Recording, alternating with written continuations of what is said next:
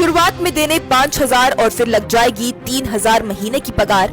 ये ख्वाब दिखाकर ही एक कंपनी के जाल में फंस गए कश्मीर के बेरोजगार।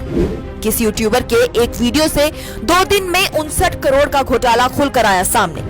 एक ही नाम की 2 कंपनियों के साथ कैसे इतने बड़े फ्रॉड को दिया गया अंजाम, इस मामले की तफसीलन सच्चाई और हमारी तरफ से इस मामले पर की गई तज्जिया देखें इस खास रिपोर्ट में। कश्मीर में 59 करोड़ का एक बड़ा स्कैम निकलकर सामने आया है, जिसमें कश्मीरियों का ही पैसा एक कंपनी लूट कर चली गई है। ये धोखाधड़ी का सिलसिला अभी और भी आगे चलता, पर फिर 3 दिन कबल एक कश्मीरी यूट्यूबर जिसके चैनल का नाम नेफेक्स टेक है, उसने एक ऐसा वीडियो बनाकर डाल दिया कि इस स्कैम का पूरा पर्दाफाश हो गया।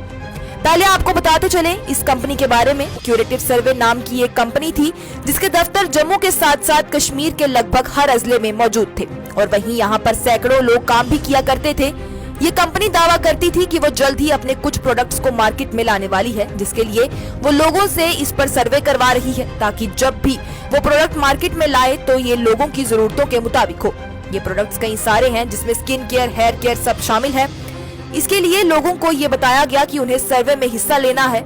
अब इस सर्वे के लिए भी 2 किस्में हैं, एक पैसों से खरीदी हुई और दूसरी मुफ्त में। और पैसों से खरीदी हुई इस सर्वे को इस तरह से बनाया गया था कि लोग इसके जाल में जरूर फंसते। जी हाँ, उसमें बताया गया था कि अगर आप 5,000 रुपए इन्वेस्ट करते हैं और इस सर्वे को उसके बाद करते हैं तो आपको उसके बाद हर महीने 3,000 रुपए आया करेंगे। और इस कंपनी ने बड़ी ही चालाकी से इसमें मशहूर यूट्यूबर्स का सहारा भी ले लिया, जिसमें से कई यूट्यूबर्स और सहाफी जम्मू कश्मीर से भी थे, जिनकी जानिब से कंपनी ने खुद को लोगों में मशहूर करवाया और लोगों का भरोसा जीत लिया। इसके बाद कंपनी बाकी सभी डिजिटल मार्केटिंग की कंपनियों की तरह आपको टास्क दिया करती और बताया करती कि दूसरों को भी अपने साथ इसमें जोड़ें, उससे भी आपको ही फायदा होगा। ऐसा करने से लोग खुद का फायदा देखते हुए दूसरे लोगों को नुकसान में डालते चले गए। यहाँ सवाल ये है कि ये कंपनी लोगों को देने के लिए इतना सारा पैसा लाती कहाँ से थी। दरअसल ये कंपनी आप ही का पैसा लेकर दूसरों को बांटा करती और दूसरों का पैसा लेकर आपको दे दिया करती और इसी तरह से ये कंपनी आगे चली जा रही थी। इस कंपनी से नुकसान उठाने वाले सिर्फ वो लोग ही नहीं हैं जिन्होंने इसमें इन्वेस्ट किया, बल्कि कई लोगों को इस कंपनी ने अपने पास मुलाजिम भी रखा था, जो कि खुद एक गहरे सदमे में चले गए, क्योंकि रात तक जो कंपनी आपके लिए बिल्कुल सही है, सुबह में वो पूरी तरह से गायब हो जाए या बंद हो जाए तो आपके लिए इतना गहरा सदमा हो जाएगा। अब इस कंपनी के फ्रॉड को सामने लाने के लिए एक कश्मीरी यूट्यूबर नाफी जावेद ने 3 दिन कबल एक तफसीलन वीडियो बनाकर डाली थी, जिसमें उन्होंने बताया कि कैसे ये कंपनियां काम करती हैं, किस तरह से एक ही नाम की 2 कंपनियां हैं, कैसे इस कंपनी ने जम्मू कश्मीर में आने का सोचा और यहाँ के नौजवानों को 59 करोड़ का चूना लगा दिया, किस तरह से सबूतों के साथ उन्होंने इस कंपनी के फ्रॉड को साबित भी किया। जिसके बाद कुछ लोगों तक ये वीडियो पहुंची तो उन्होंने यूट्यूबर की ही कड़ी मुखालफत की, क्योंकि उन सभी लोगों ने भी इस कंपनी में पैसे लगाए हुए होंगे। वहीं जब कंपनी वालों तक भी ये खबर पहुंची तो उन्होंने खुद को बचाने के लिए अपने दफ्तरों को छोड़कर वहां से भाग जाना ही मुनासिब समझा। जिसके बाद से कश्मीर के जिन लोगों ने इन कंपनियों में पैसे इन्वेस्ट किए थे, उन्होंने उन सभी यूट्यूबर्स और सहाफियों पर हमला बोलना शुरू कर दिया जिन्होंने इसे प्रमोट किया था। और इन यूट्यूबर्स और सहाफियों में जो नाम सामने आ रहे वो इदरीस मीर, यावर वानी और आशीष कोहली का है। इसके अलावा भी कई और ऐसे सहाफी और सोशल मीडिया इन्फ्लुएंसर्स हैं जिन्होंने अपने चैनल और पेज की मदद से लोगों में इस कंपनी को प्रमोट किया है और कई लोगों ने उन्हें देखकर ही इस कंपनी में पैसे भी डाल दिए हैं और उनके साथ ये इतना बड़ा स्कैम हो गया है।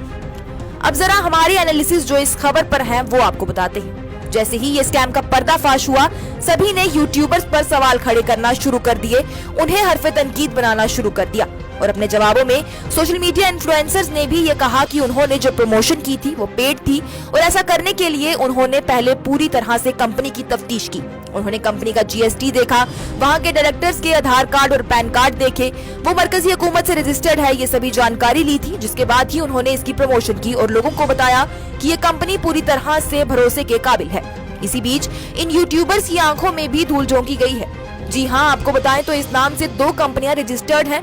एक जो कि काफी साल पहले चेन्नई में रजिस्टर हुई है, उसका नाम क्यूरेटिव सर्वे है। दूसरी कंपनी जो 1 साल पहले ही जम्मू में रजिस्टर की गई है, जिसका नाम है क्यूरेटिव सर्वे प्राइवेट लिमिटेड। अब जिस शख्स ने ये कंपनी जम्मू में खोली और उसके बाद अपने ऑफिस का गढ़ कश्मीर को बना दिया, वो बेहद अच्छे से जानता था कि यहाँ का नौजवान बेरोजगार है, जिसके चलते वो धोखा खा सकता है और उन्हें बेवकूफ बनाना भी आसान होगा। इसलिए जब यूट्यूबर्स का सहारा लिया गया तो उन्हें भी उनकी तसल्ली के लिए कंपनी का GST, रजिस्ट्रेशन, आधार कार्ड, पैन कार्ड सब दिखा दिया गया। आधार कार्ड और पैन कार्ड क्यूरेटिव सर्वे प्राइवेट लिमिटेड नामी कंपनी के उन 2 शख्स के दिखाए गए जो कि कंपनी के डायरेक्टर हैं, जबकि इस कंपनी का मालिक कौन है ये किसी को नहीं पता। अगर आप गूगल पर भी इस कंपनी के बारे में देखने जाएंगे तो आपको मिलेगा कि इस कंपनी की कोई जानकारी वहां मौजूद ही नहीं है। वहां कुछ बताया नहीं गया कि ये कंपनी प्रोडक्ट कब लॉन्च करेगी, कहां से इस कंपनी के फंड्स आ रहे हैं, कौन से लोग हैं जो इस कंपनी को चला रहे हैं, ऐसी कोई भी जानकारी वहां मौजूद नहीं है। यहाँ तक कि जो लोग इस कंपनी में काम कर रहे हैं वो भी ये नहीं जानते कि इस कंपनी का मालिक कौन है, कौन इस कंपनी को चला रहा है। उन लोगों को भी इस तरह से कन्विंस किया गया है कि वो सही काम कर रहे हैं, इसमें उन्हें फायदा होना है। और कंपनी की वेबसाइट को भी सिर्फ लोगों को बेवकूफ बनाने के लिए ऐसे ही बना दिया गया है, जबकि उसमें सैकड़ों गलतियां हैं जो कि एक आम इंसान भी अच्छे से भांप ले। इसके साथ साथ जिन 2 लोगों को कंपनी का डायरेक्टर बताया गया है उन लोगों के सोशल मीडिया अकाउंट भी नहीं है, वहाँ कुछ अलग ही अकाउंट सामने आते हैं। जबकि अगर किसी सही कंपनी की वेबसाइट या सोशल मीडिया अकाउंट देखेंगे तो आपको उस कंपनी के मालिक का नाम, वहाँ की टीम का नाम और उनके सोशल मीडिया अकाउंट सामने दिख जाएंगे, जिनमें से एक भी चीज इस कंपनी के साथ नहीं थी। इसके बाद जब कुलगाम के रिहायशी नाफी जावेद ने इसका खुलासा किया तो उन्हें जान से मारने की धमकियां आने लगी और ये भी इल्जाम उन पर आयद होने लगे कि उन्हीं की वजह से ये कंपनी बंद हुई है। लेकिन सच तो ये है कि जम्मू कश्मीर का नौजवान अपने लालच और बेरोजगारी के चलते इस कदर अंधा हो गया है कि किसी का भी उन्हें बेवकूफ बनाना बेहद आसान हो गया है। यहाँ 2 बड़ी बातें सामने निकल कर आती हैं। एक कि हमने अपनी ताकत का इल्म होना चाहिए कि जो लोग हमें देखते हैं या सुनते हैं उन पर हमारा कितना असर हो सकता है, तो हमें किसी भी ऐसी कंपनी को प्रमोट नहीं करना चाहिए जो कि फ्रॉड हो या उनका नुकसान हो जाए। और दूसरी चीज ये, लोगों को इस बारे में इल्म होना चाहिए कि वो किसी पर भी अंधा भरोसा ना कर बैठे, खासतौर पर अपने पैसे किसी भी ऐसी जगह पर लगाने से पहले खुद एक बार उस कंपनी की जांच करें और सबसे पहले उसे ऑनलाइन जाकर जांचें और पूरा देखें कि किस तरह से वो कंपनी काम कर रही है।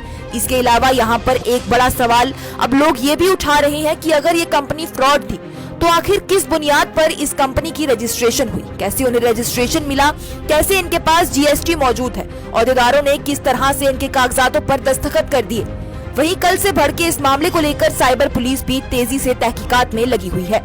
इसे लेकर कई जगहों पर रेड भी की गई है और कई दफ्तरों को भी बंद करके क्यूरेटिव सर्वे एजेंसी के ऑपरेटर्स के खिलाफ आईपीसी की सेक्शन 429 और आईटी एक्ट की सेक्शन 67D के तहत एफआईआर नंबर 39/2023 दर्ज किया गया है। ये कहा गया है कि ऐसे धोखाधड़ी बड़ी ताकत में बैठे लोगों की शामिलियत के बगैर नहीं हो सकती। जरा ये बताते हैं कि सोशल मीडिया इन्फ्लुएंसर्स में से भी कुछ लोग शक के घेरे में चल रहे हैं। वहीं ये भी खबरें हैं कि इस कंपनी के बैंक अकाउंट्स आईसीआईसीआई बैंक छन्नी हिम्मत में, एचडीएफसी बैंक मार्बल मार्केट में और येस बैंक गांधीनगर जम्मू में मौजूद हैं, जिन्हें मंगल के दिन मुंजमद कर दिया गया है। इस हवाले से आला अफसरान ने अभी तक कोई इतला जारी नहीं की है और गायब हुए डायरेक्टर्स की भी जांच में टीमें जुटी हुई हैं। इस हवाले से और भी क्या कुछ अपडेट आएगी हम आप तक जरूर पहुंचाएंगे। आप हमारे साथ देखते रहिए न्यूज़ इनसाइडर 24/7।